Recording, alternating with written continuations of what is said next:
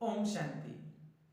कहा जाता है कि ईश्वर हमेशा मन के भाव से प्रसन्न होते हैं, दिखावे से नहीं। दिखावे से भगवान को कभी प्रसन्न नहीं कर सकते हैं कि हमारा लिबास दिखावटी कैसा हो, लेकिन वास्तव में मन की सच्चाई से ही ईश्वर को प्रसन्न किया जा सकता है और मन की सच्चाई से ही भगवान प्रसन्न होते हैं।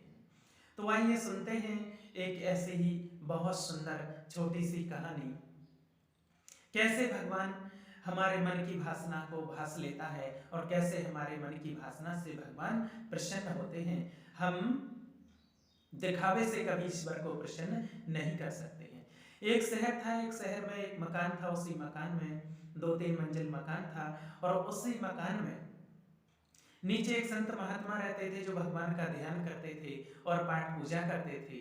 और उसी मकान के दूसरे मंजिल पर एक नाचने वाली रहती थी जो नृत्य करके और पैसा कमा करके और अपना जीवन यापन करती थी। लोग आते थे तो आजकल का तो समय ही है, कहा ही जाता है कि अच्छे काम के लिए लोगों के पास फुर्सत नहीं है और बुरे काम के लिए बहुत फुर्सत है। अच्छे काम में लोगों की रुचि नहीं है, ना मन लगता है, इसलिए कहा जाता है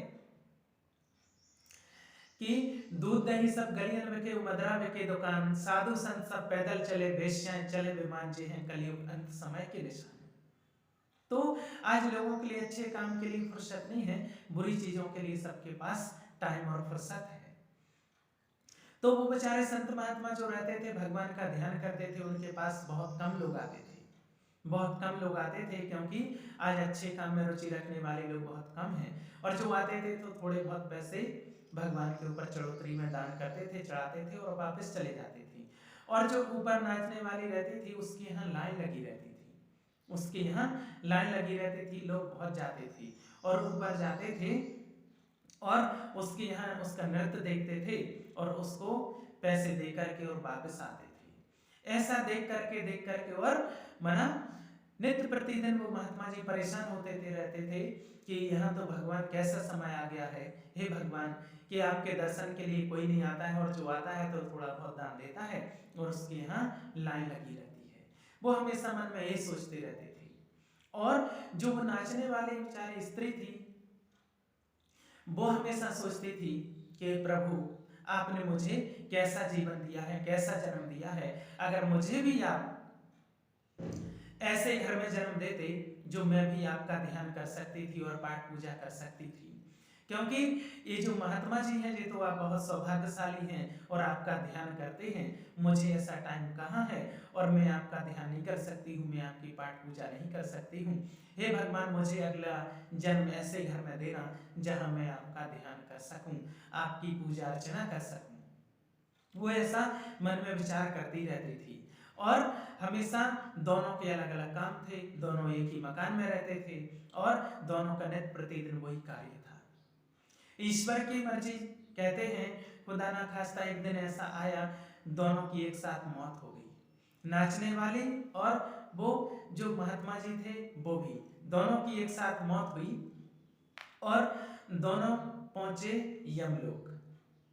और यमलोक जब पहुंचते हैं तो चित्रगुप्त ने उनका वही खाता देखा और धर्मराज ने कहा कि इनके खाते में क्या है, दिखलाइए। चित्रगुप्त ने खाता देखा और धर्मराज को दिखाया और दिखा करके बोले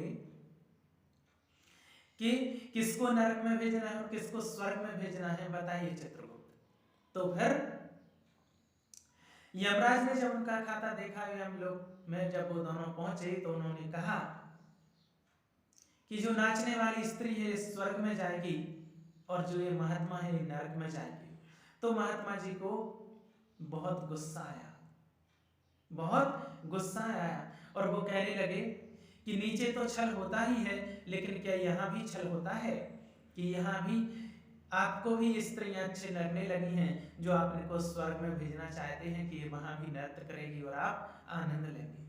और मैं जो जिंदगी भर पूजा करता रहा हूँ, मुझे उसका ये फल मिला है, मैं भगवान का ध्यान करता रहा हूँ, मुझे ये फल मिला है कि मुझे नरक मिल रहा है। और जे जिंदगी भर नृत्य करती आई, लोगों के मन मोहती आई, तो आज इसने आपके मन को भी मोह लिया है क्या? तो यमराज ने, धर्मराज ने बोला ऐसा नहीं है। यहाँ हमेशा न्याय होता है। यमलोक है, यमराजपुरी में कभी अन्याय नहीं होता है, इसलिए इसको धर्मराजपुरी कहा जाता है, क्योंकि यहाँ कभी अन्याय नहीं हुआ है और ना अन्याय होगा। तो फिर धर्मराज ने उन महात्मा जी को बताया कि सिर्फ दिखावा करने से कुछ नहीं होता है, मन से होता है। ये जो स्त्री नाचने वाली है, ये नाचने का धंधा करती थी, इसका काम था नाचने का, लेकिन ये मन से भगवान का ध्यान करती थी और मन से परमात्मा को याद करती थी, और ये रोज कहती थी कि प्रभु मुझे ऐसे घर में जन्म देना अगला, जहां आपकी पूजा अर्चना कर सकूं। तो ये वहां नाच नृत्य करके भी भगवान में मन लगाती थी, ये नृत्य करते हुए भी भगवान में मन लगाती थी, और आप भगवान की पूजा अर्चना करते हुए भी इस नर्तकी में मन लगाते थे कि इसके यहाँ कितने लोग जा रहे हैं, इसके पास कितने पैसे आते हैं, इसके पास कितनी चढ़ोतरी आती है। इसलिए आपने भगवान की पूजा करते हुए भी उसमें मन नहीं लगा पाया, अपने मन को साध नहीं पाए, कंट्रोल नहीं कर पाए, और आप इसमें मन लगाए रहे और इसमें नर्तकी होते हुए भगवान में मन लगाया, इसलिए इसको स्वर्ग मिला है और आपको नरक मिला है। क्योंकि भगवान दिखावा नहीं देखता है, पहनावा नहीं देखता है, वेशभूषा नहीं देखता है, भगवान हर एक की मन की स्थिति को देखता है।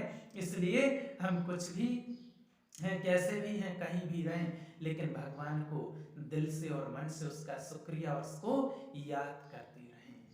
अच्छा, ओम शांति।